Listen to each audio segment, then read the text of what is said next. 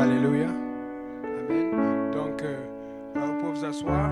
On va commencer. Aujourd'hui, on va commencer avec la leçon 11.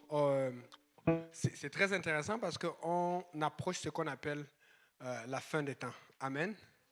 Et puis, on va voir la leçon 12, l'Apocalypse. Je suis sûr qu'il y aura beaucoup de questions.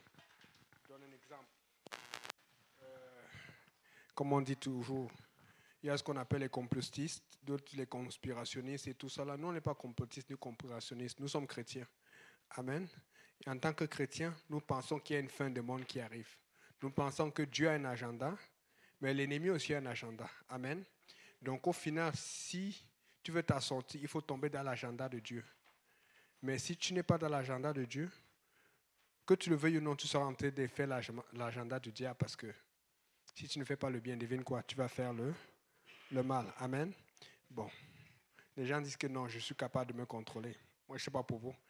Pendant longtemps, pendant 28 ans de ma vie avant d'être baptisé, j'ai essayé de faire le bien. J'ai essayé d'être juste. Et je pense que j'étais quand même juste. Mais dans ma justice, les péchés que j'ai faits, oh mon Dieu, c'était très grave. Alors, à quoi me servait ma justice si je n'étais pas capable de me contrôler? C'est parce que j'ai besoin d'une force qui est plus forte que moi, d'un contrôle qui est plus contrôlant que moi, qui va m'amener à faire ce qui est bien. Amen. Et Paul le dit tellement bien dans la Bible. Je fais le mal que je ne veux pas. Et le bien que je veux, je ne fais pas. C'est-à-dire que tu as la volonté, mais au final, tu fais ce qui est mauvais. Tu ne veux pas faire cela, mais finalement, tu finis par faire ce que tu ne dois pas faire. C'est parce qu'à un moment, tu dois faire ce qu'on appelle, tu dois être esclave de la justice. Tu dois être esclave de la justice. Vous savez, ici, on apporte beaucoup de sujets qui sont très sensibles. Et un sujet que j'ai écouté aujourd'hui, qui a chauffé dans les nouvelles, c'est, vous savez, tout ce que n'importe quel être humain aime, c'est la liberté. Vous allez voir les journaux, la liberté d'expression, liberté de religion, liberté de communication, liberté de présentation, liberté d'habillement. Amen. C'est la sœur Vicky a vu la sœur José tout le temps. Elle a dit, waouh, quelle belle. Parce que tu apprécies. Amen. Mais chacun, même dans l'église, chacun doit être libre de faire comme il veut. Amen. Mais au moment où tu commences à sentir que tu perds ta liberté, il faut que c'est Dieu qui te parle. Tu comprends un peu? Parce que la perte de liberté dans la maison de Dieu est quelque chose qui te rend esclave de la justice, de ce qui est juste, de ce qui est bon. Parce que dans la maison de Dieu, tu veux montrer l'exemple. Or, vous savez que le problème de l'Église aujourd'hui, à Montréal, au Québec et même dans le monde, c'est parce que les scandales graves, ça arrive avec les prêtres, les pasteurs, les enfants de Dieu. Nous, on ne peut pas faire ça dans l'Église. Nous devons être l'exemple. Parce que si les gens viennent dans l'Église et voient que ceux qui sont dans l'Église font aussi pire que ceux qui sont dehors, finalement, ils vont se dire, mieux vaut rester dehors. Amen. Il faut que quand ils arrivent à l'église, ils sentent qu'il y a une différence. Il y a quelque chose de différent avec eux. Il y a quelque chose de changeant.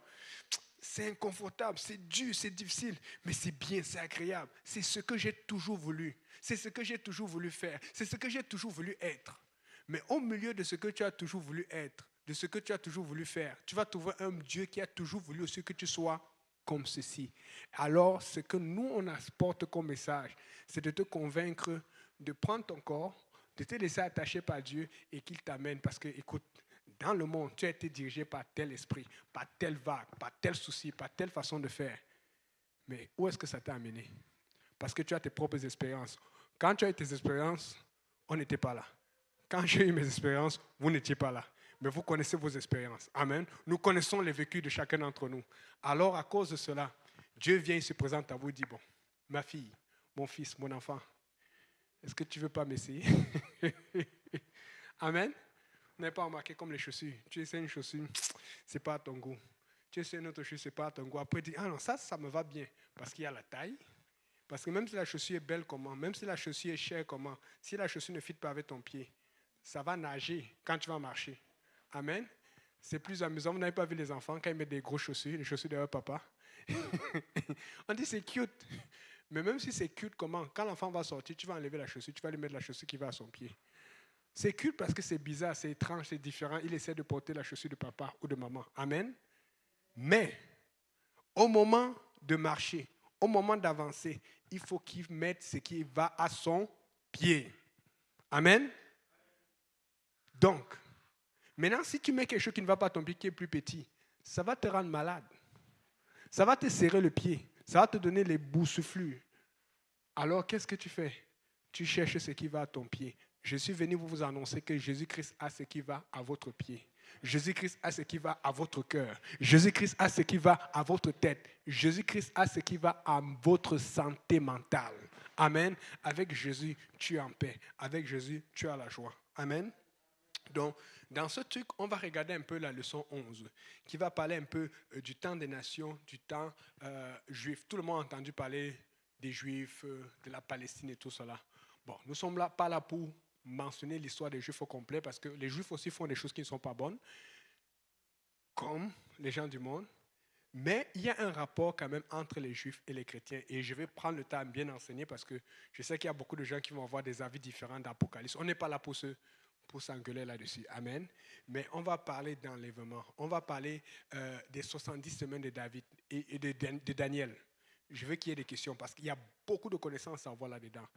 Quelle est cette chose dont on appelle la dispensation que beaucoup d'églises n'aiment pas ou que beaucoup d'églises prêchent? Où on dit qu'il y a un temps pour les nations, il y a un temps pour les Juifs Israël. Dans quel temps nous sommes? Tout ce que je peux vous dire, c'est que nous sommes dans le temps de la fin. Les signes. Les guerres et des bruits de guerre, les signes, l'apostasie, comment les gens rejettent Dieu. Je vois des enfants qui blasphèment sur Jésus, qui parlent de Dieu comme si c'était n'importe quoi. Un autre signe, quand un enfant veut faire le mal, c'est facile. Je vais faire attention parce que c'est un sujet sensible. Normalement, quand tu parles de son micro, selon la charte des Canada, on peut même fermer ton église. Mais nous, on est venu faire ce que Dieu nous a dit de faire. Amen. J'ai suivi qu'il y a un enfant qui a fait ce qu'on appelle la transition. Vous savez qu'aujourd'hui, quand un enfant entre 12 et 13 ans veut faire la transition, on te permet, si les parents sont contre, on va te poursuivre, tu vas avoir des problèmes. OK? Mais ce que nous, on lutte, c'est qu'il faut que l'enfant ait ce choix. Moi, pour faire que l'enfant ait son choix, quand il a 20 ans, il a 21 ans. Pourquoi? Parce qu'à cet âge, tu es plus intelligent pour voir. Parce que la plupart des enfants qui font la transition à 13 ans, quand tu perds tes seins, et tu prends les inhibiteurs de puberté, là, c'est difficile. Désolé, la sœur qui se sent touchée. Je savais, c'est difficile de revenir en arrière parce qu'ils regrettent. Beaucoup regrettent et beaucoup n'ont plus la possibilité d'avoir des enfants. Et c'est pour ça qu'on lutte. Et bon, écoutez, je ne suis pas russe, mais j'aime beaucoup Poutine. Les gens ne savent pas, c'est pour ça qu'il est détesté. Vladimir Poutine, il a dit clairement, il dit que si vous voulez faire quoi que ce soit, laissez les enfants grandir. Mais il a dit que dans son pays, personne ne va venir imposer une loi pour toucher un enfant de 13, 14 ans, pour le faire choisir des choses qu'il n'est pas capable de choisir, de comprendre. Et c'est ça la différence avec certains pays, c'est qu'ils ne vont pas laisser faire des choses sous couvert de la liberté d'expression. Comment tu peux laisser un enfant de 13 ans, 14 ans choisir sur son corps? C'est son parent qui doit le défendre. Mais aujourd'hui, même les parents ne peuvent plus défendre les enfants, ou même certains parents sont pires que les enfants. Et maintenant, ce qui est arrivé pour cet enfant, c'est une fille. Là, elle a voulu faire ce qu'on appelle la détransition. C'est passé aux nouvelles aujourd'hui. Vous savez ce que ça fait? Pour la transition, c'était quasiment gratuit. Ça n'a coûté presque rien. Mais pour la détransition, ça a coûté $30,000. C'est comme si le système est fait de façon à ce qu'on empêche l'enfant de revenir à ce qu'il était avant. C'est quoi cette affaire? Tu vas enlever les seins à un enfant. Écoutez, je vous dis, souvent je parle de ces choses, j'ai des problèmes partout. Mais si je ne parle pas, moi je peux avoir les problèmes avec Dieu. Je préfère être en paix avec Dieu et avoir les problèmes. Tu vas enlever les seins à une petite fille de 13 et 14 ans. Tu brises sa vie. Et quand tu parles de ça, tu deviens un mégalo, n'importe qui, un complotiste et tout ça. C'est quoi la bêtise? C'est quoi la connerie qu'il y a dans la tête des gens? Et maintenant, l'enfant veut revenir, l'enfant regrette. Maintenant, ça devient $30,000. Et c'est compliqué maintenant. Il y a des paperasses à faire, il y a des choses à faire. Il faut qu'on s'assure, est-ce que c'est vraiment ta volonté? Mais elle est en train de regretter. Écoutez, nous devons être ceux qui défendent ces choses. Vous voulez une mission? Nous avons des missions. Parce que, je vous dis, moi, c'est une chose. J'ai dit, Seigneur, je vais parler de ça parce que je n'ai pas envie que ça arrive à mon enfant un jour. Parce que je sais que des fois, quand tu es complice, ce n'est pas nécessairement que tu l'as fait, c'est que tu vois les gens le faire, tu ne dis rien. Maintenant, je ne vais pas au travail ou ailleurs dire que ne faites pas ça. Mais si on me demande mon avis, je vais le dire. Et souvent, on me demande mon avis. Et je vous dis souvent, quand on me demande mon avis et que je dis mon avis, ça fait des clashs. Nous avons trop peur. C'est pour ça que je dis que nous sommes dans une société là où on a des chrétiens qu'on appelle des chrétiens espions. Ils sont là pour espionner. C'est quand ça chauffe que tu vois, il était espion, ils sont comme un ninja. Tadadadan. Non! Il faut être un chrétien authentique. On n'a pas des ninjas cachés. OK? On n'a pas des Sangoku, je sais plus, des Dragon Ball Z. Nous allons des chrétiens authentiques. Amen. Et vous, comme vous savez, à Hochelaga, on parle de tous les sujets, sensibles comme insensibles, parce que nous voulons la vérité. Amen. Donc, dans ce temps-ci, il y a trop de choses qui arrivent. Les gens souffrent. Le gouvernement est toujours endetté. Moi, je ne sais pas. Comme je vous dis, moi, je sais une chose. L'argent qui rentre, tu dois faire attention pour que quand tu achètes, ça ne sort pas plus que ce que ça rentre. Donc, moi, je ne sais pas. Il y a tellement de logiciels de comptabilité. Mais le gouvernement, pourquoi ils ne peuvent pas juste faire attention que ce qui rentre, ça ne sort pas plus. Mais ça sort toujours plus. Et chaque année, il y a déficit. Et là, maintenant, vous avez vu, les itinéraires sont augmentés. Les appartements sont chers. Les gens sont dehors. Les gens sont déboussolés. Écoutez, c'est à nous, l'Église, de prendre soin d'eux. Amen. Et vous voyez comment on fait. Vous voyez comment les gens sont en train de grandir. Et ça va grandir. Je vous dis, Dieu va faire des systèmes spéciaux pour prendre soin des itinérants. Dieu va faire des systèmes spéciaux pour prendre soin des jeunes. Amen. Mais Dieu compte sur nous parce que le gouvernement n'est plus capable. Amen. C'est ça. Donc, là maintenant, qui va être mon lecteur aujourd'hui? Frère Gabriel, tu vas lire Luc chapitre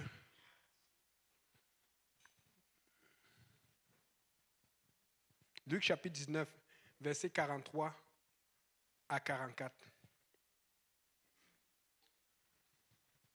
Il viendra sur toi des jours où tes ennemis t'environneront de tranchées, t'enfermeront et te serreront de toutes parts. Ils te détruiront, toi et tes enfants, au milieu de toi. Et ils ne laisseront pas en toi pierre sur pierre, parce que tu n'as pas connu le temps où tu as été visité. Amen. Est-ce que tu peux commencer un peu plus loin? Commence un peu vers le verset 40 peut-être. Et il répondit, je vous le dis, s'ils se taisent, les pierres crieront. Comme il approchait de la ville, Jésus, en la voyant, pleura sur elle et dit, si toi aussi, au moins en ce jour qui t'est donné, tu connaissais les choses qui appartiennent à ta paix, mais maintenant elles sont cachées à tes yeux.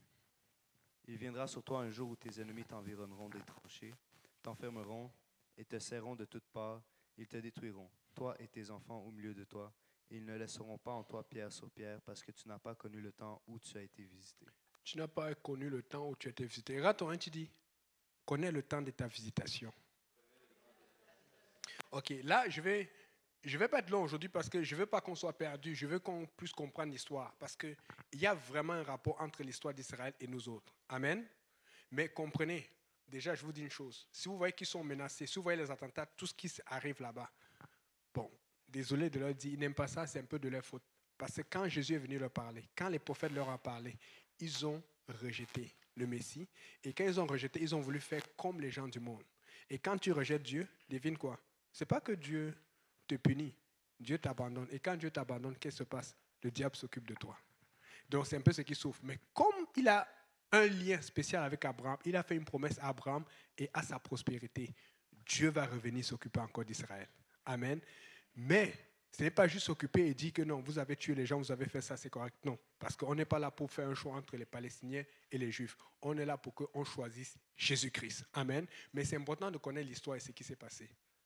Donc, comme vous remarquez, quand la Bible commence, il y a quelqu'un qu'on appelle Abraham, on l'appelle le père de la foi, parce qu'il a cru en Dieu, il a fait confiance en Dieu dans des situations là où les gens ne faisaient pas confiance à Dieu, mais il a dit de faire confiance à Dieu. Mais quand tu fais confiance à Dieu, ce n'est pas facile. Il y a des moments, je ne sais pas pour vous, qui a déjà fait confiance à Dieu, mais qui est quand même tombé, qui a quand même... Voilà, je pense que je ne suis pas seul. Mais c'était comme ça qu'Abraham faisait. Tu montes, tu descends, tu montes, tu essayes.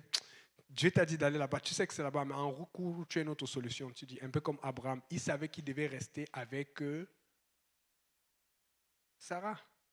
Mais en cours, on lui a envoyé, vous savez, la servante, c'était qui? C'était Agar. Il voit Agar, une jeune fille, il dit, oh, est-ce que c'est la volonté de Dieu? Dieu est bon quand même. Et il y a eu un enfant et il y a eu des problèmes. Le diable va toujours te donner la solution qui est facile, qui est court-circuitante, mais qui va t'apporter beaucoup de problèmes. Amen.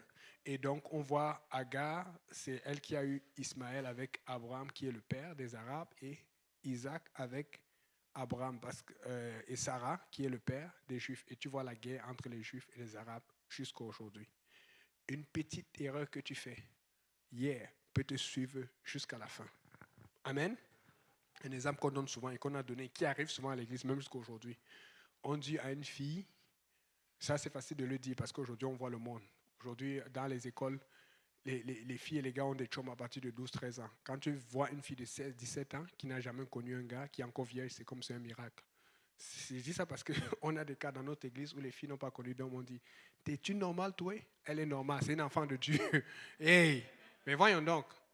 Bah, les pattes. Là. Bon, bon, là, maintenant, Abraham, papa Abraham, là, il fait son erreur et il voit les problèmes. Là, il décide de vraiment faire confiance à Dieu. Comme vous, aujourd'hui, vous allez décider de vraiment faire confiance à Dieu. Et Dieu commence à travailler avec lui. Et c'est pour ça que c'est vraiment le père des Juifs. Mais Dieu commence à travailler avec lui parce qu'il était un exemple. Il n'était pas comme certains aujourd'hui qui disent qu'ils sont religieux, ils sont juifs, mais qui font ce qu'on appelle le pharisianisme. Or, Dieu a aimé cela et Dieu le dit bien. Il va montrer l'exemple à ses enfants. Je sais qu'Abraham va être un modèle et tout. Et il a montré l'exemple à Isaac, il a montré l'exemple à Jacob, ainsi de suite. Mais quand Jésus est venu, ça, il y a ce qui est vrai dans l'histoire, mais il y a aussi mon interprétation selon ce que j'ai médité. Il faut comprendre ceci. Quand Jésus est venu, les Juifs étaient sous domination romaine. Mais la domination n'était pas telle que les Romains commandaient tout chez les Juifs. Ce que les Romains avaient compris, ils étaient intelligents. Ils avaient compris que pour pouvoir travailler avec les Juifs Israël, il fallait que tu leur laisses avoir le pouvoir, mais c'est toi qui as le dernier mot. C'est pour ça que vous voyez les Hérodes et tout ça là, mais vous voyez aussi les ânes souverains sacrificateurs, Caïphe et tout, parce que les Juifs avaient le contrôle religieux. Mais le contrôle physique, le contrôle matériel et tout, c'était les Romains. Mais les Juifs ayant le contrôle religieux, ils avaient aussi ce qu'on appelle les dîmes, les offrandes, et ils s'occupaient du temple. Vous savez pourquoi les Romains n'ont pas été dans toute la domination? C'est parce que, avec l'histoire des Juifs, et aussi dans ce temps-là, avant Jésus, pendant Jésus, et surtout après Jésus, les Juifs sont des guerriers. Ils se rappellent de David, ils se rappellent de Salomon, ils se rappellent de Samson et tout. Et il y a eu des guerres. Si vous regardez avec les histoires, allez taper Joséphée. C'est un juif qui a rapporté tout cela. Quand les juifs luttent, quand ils bagarrent, ils ne bagarrent pas juste, ils bagarrent au nom de Yahweh, au nom de l'Éternel. Et souvent, dans certaines guerres qu'il y a eu entre les Romains et les Juifs, plusieurs Romains avaient souvent des bataillons armés, très très armés, avec des lances, pierres et tout. Les Juifs venaient avec des chevaux et des bâtons. Ils ont souvent battu les Romains, parce qu'eux, ils viennent avec la foi de leur Dieu. Et c'était très pieux. Mais qu'est-ce que Jésus a rejeté? Le pharisianisme et l'hypocrisie. Et ça ne faisait que monter. Et c'est pour ça que Jésus est en train de prier en ce moment. Il pleure et dit, si tu avais connu le temps de ta visitation. Parce que l'effet de Jésus a fait deux choses. Ça a apporté un réveil. Les disciples ont commencé à le suivre, à comprendre qu'il faut aimer Dieu, il faut servir Dieu fortement. Mais ça fait une autre chose, c'est que les pharisiens et les gens qui étaient très religieux sont devenus encore plus religieux pour dire que ça, c'est la loi de Moïse. Vous avez invoqué la loi de Moïse. Étant devenus très religieux, ils ont gardé leur hypocrisie qui était cachée en arrière.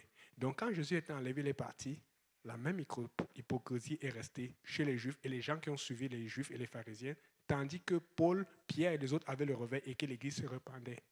Mais rappelez-vous, la semaine passée, on avait lu Acte 13, versets 43 et 46, là où Paul dit avec Barnabas, avec assurance, Dieu s'est tourné vers vous, mais vous avez rejeté. Dieu maintenant se tourne vers les païens. Donc, indirectement ou de façon normale, on évangélisait moins à Jérusalem. Il y avait moins d'églises. L'église a commencé partout, Chancré, partout. Là où il y avait les chrétiens et tout ça là, en Syrie, ça a commencé à monter en Asie. Mais Jérusalem est resté avec son judaïsme. Mais comme Jésus était enlevé et qu'il est parti, devinez quoi? Le pharisianisme et le judaïsme ont continué à dominer, mais avec l'hypocrisie. Mais comme Dieu ne voulait pas ça, ce qui est arrivé, ce que Jésus a dit ici est arrivé. Et en 70, ils ont été totalement détruits. Ils sont arrivés jusqu'au temple. Il y a eu guerre après guerre après. Ils se battaient. Tu voyais des gens qui se battaient et tout. Mais tu voyais aussi de l'hypocrisie. C'était un juif qui faisait des arrangements pour pouvoir lutter contre les Romains. Mais après un moment, tu vois même c'était la main de Dieu parce qu'à un moment, quand on devait détruire les Juifs, il y avait je ne sais pas, c'est Néron qui est mort. Et puis après, il y a des problèmes entre les Romains. Donc, ils n'étaient jamais totalement détruits. Et il y avait toujours une partie des Juifs qui restait. Il y a eu l'histoire de Babylone où les Juifs sont partis. Tout ça pour apporter, c'est que pendant que Dieu se tourne vers les nations, Dieu aussi s'assure, ce n'est pas la bonne. Dieu sait ses façons. Le diable a détruit tout ce qui était judaïsme. Donc, fait que ceux qui étaient pieux là, c'était ceux qui étaient honnêtes et qui servaient vraiment Dieu. Devinez quoi? On les retrouve chez Nebuchadnezzar, comme Daniel, comme les 3 juifs qu'on appelle ça, Abel-Négro et tout ça là. Vous avez remarqué, Dieu n'est pas bête.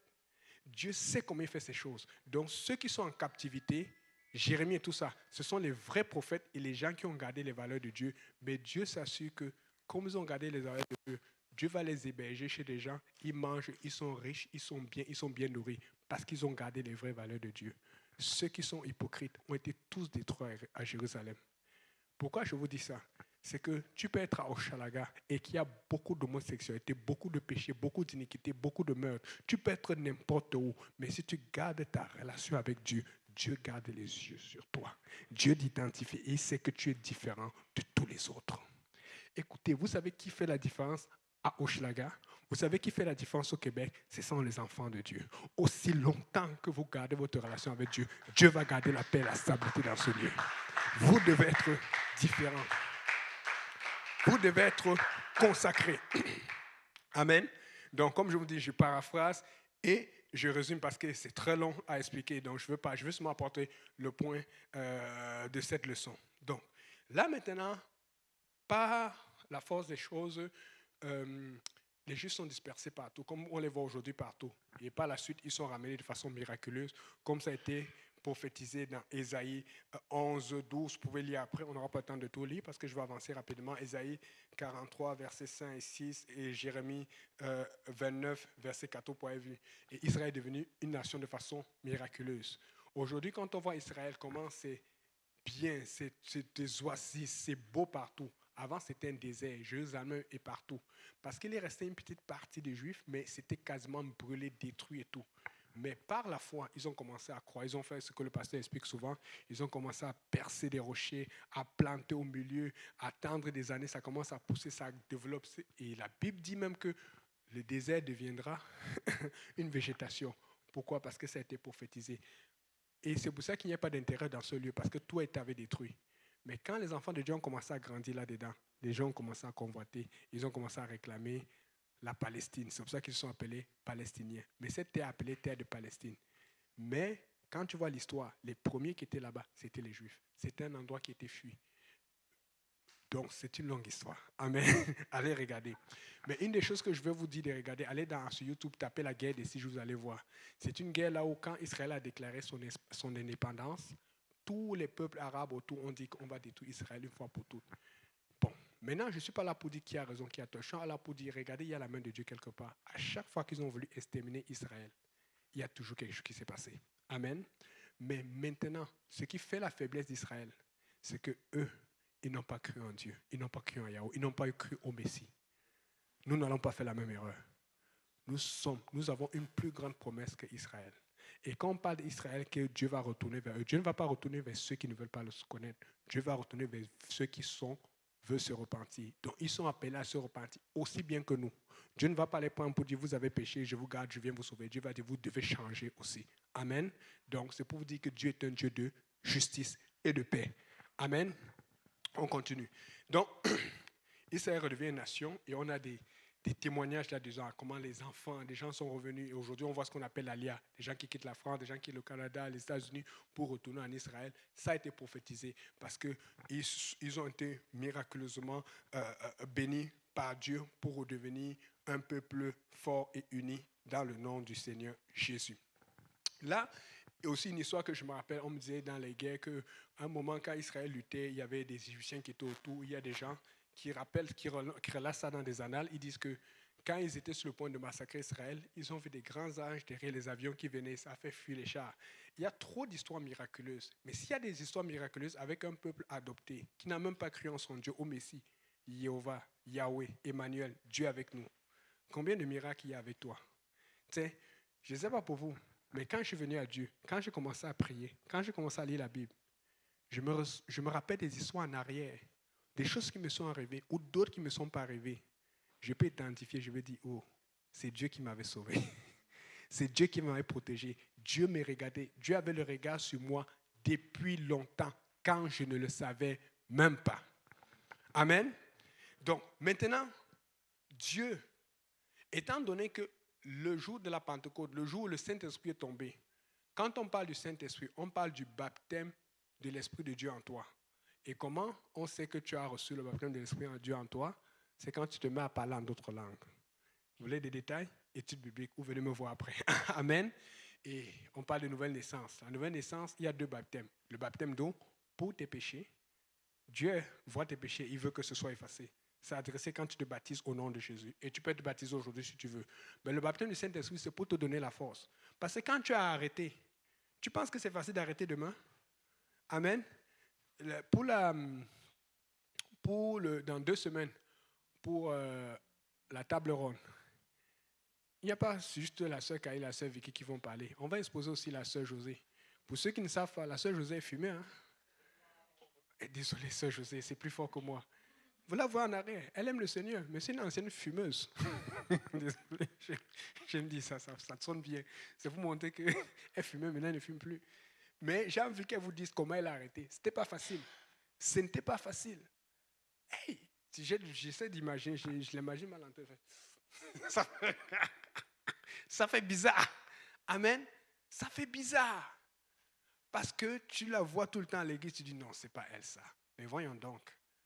Mais c'est ce que Dieu a fait dans sa vie. Le 19 mai, ne ratez pas, ça va chauffer. Il y a beaucoup de choses qui vont être bonnes ici. Donc, là alors, Dieu veut s'adresser aux nations. Mais pour s'adresser aux nations, pour commencer à faire la transition, pour dire je vais m'occuper de le temps qu'Israël encore se réveille, se reforme et tout, il va donner un rêve spécial. Frère Gabriel, tu vas lire ceci. Tu vas lire la dernière lecture, mais la lecture la plus longue. Je vais expliquer ça et puis on va arrêter. Daniel, chapitre 2, verset 31. Commence à partir du verset... Commence à partir du verset 1. Je vais te faire avancer au fur et à mesure.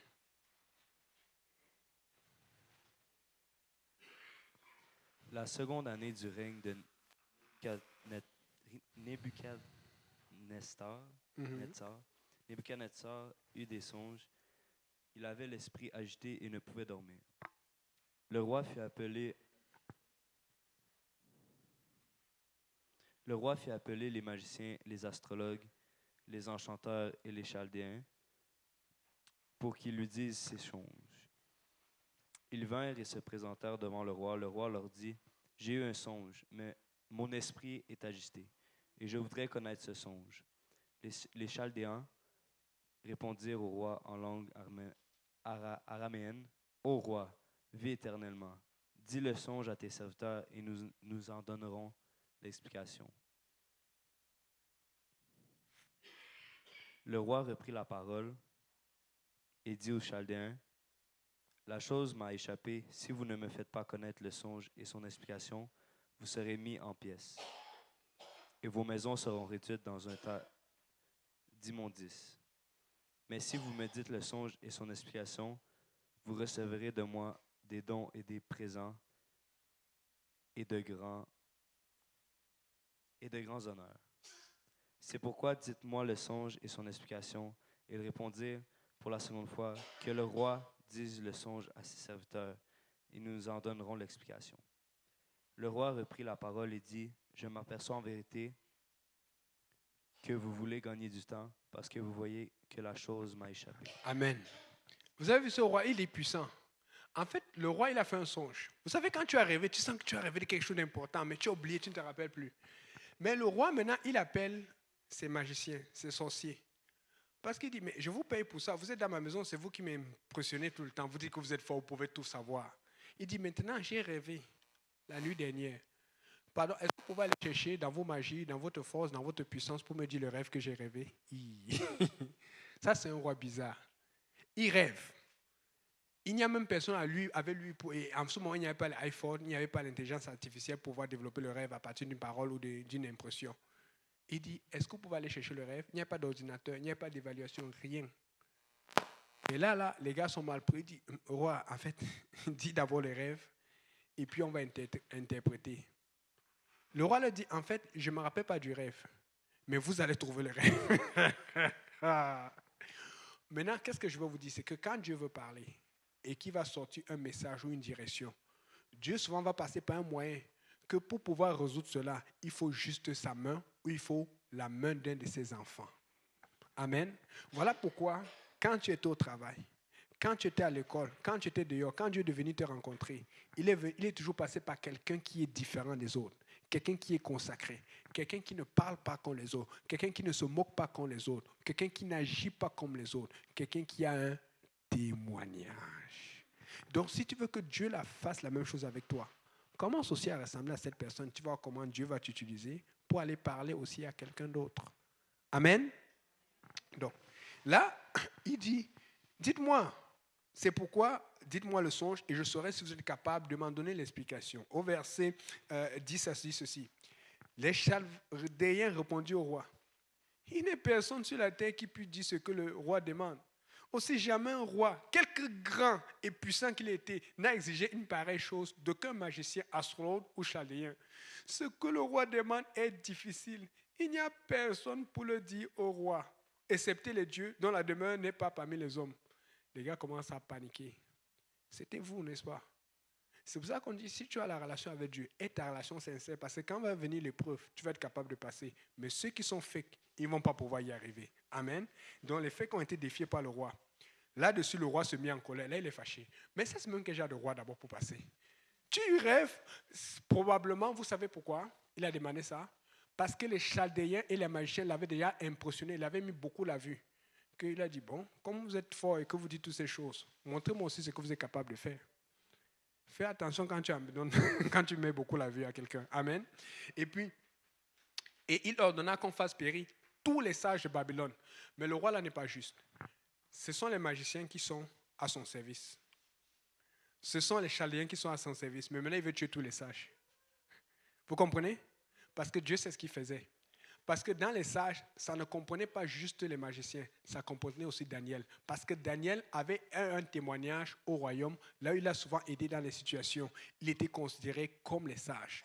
Mais comme lui, il était humble, comme lui, il était mature, comme lui, il était proche de Dieu, il ne s'en vantait pas, il ne se faisait pas connaître. Mais les gens qui voulaient le bling-bling, les gens qui voulaient le blanc-blanc, les gens qui voulaient l'argent, les gens qui voulaient la gloire, ils allaient, wow, on est fort. On fait des trucs, on fait des choses. On sait lever les serpents.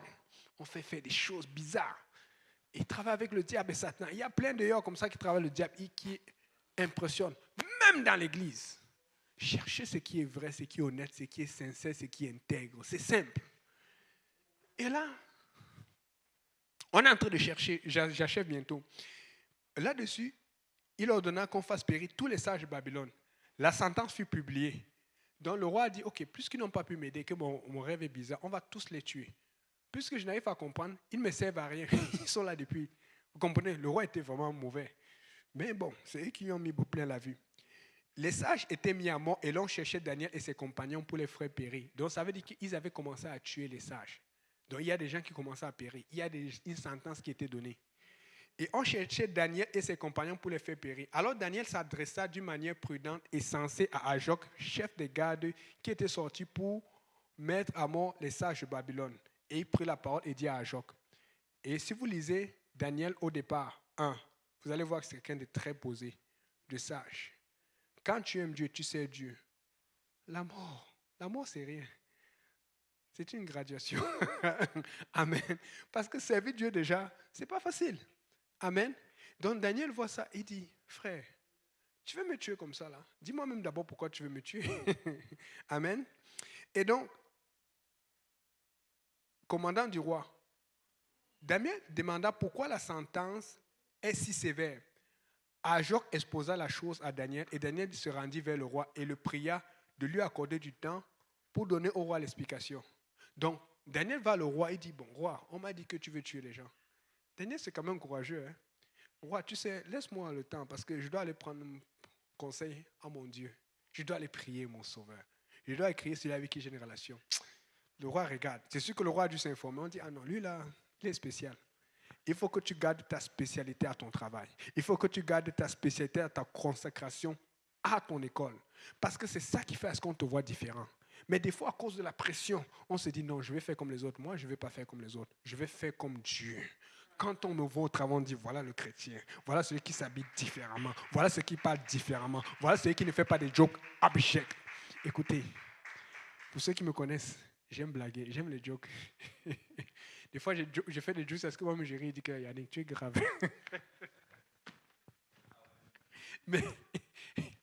mais avant, mes jokes n'étaient pas belles parce que j'étais un païen. Donc, ce que j'ai fait, j'ai sanctifié mes jokes. Vois un peu. Donc, souvent, je fais un joke, quand je vois que ça va déclarer, comme on dit, je frise. Je dis, ok, non, je dis. Donc, en frisant, ça fait encore une autre joke. Mais au moins, je ne sors pas la joke parce que j'ai dit non. Dieu m'a délivré de ça. Amen. Donc, Daniel approche le roi et il dit accorde. Ensuite, Daniel alla dans sa maison et il instruisit de cette affaire Anania, Michaël et Azaria, ses compagnons. Requête de prière, prière en groupe, jeûne et prière. Et les engagea à implorer la miséricorde du Dieu des cieux afin qu'on ne fît pas périr Daniel et ses compagnons avec les restes des sages de Babylone. Regardez, verset 19. Alors le secret fut révélé à Daniel dans une vision pendant la nuit. Parce que Dieu parle à ses saints. Amen. Si vous voulez connaître la suite, soyez là la semaine prochaine. Parce que c'est comme un film d'action. Vous ne voulez pas rater. Amen. Qui veut connaître la suite? Levez-vous. Papa Simplice. C'est ça. C'est comme on est arrivé dans la partie, ça commence à chauffer. Et c'est comme dans les films d'action, ça fait tadadadan, tadadadan. Papa Simplice, pardon, viens finir le film là avant que. Alléluia. Alléluia, alléluia, alléluia, amen.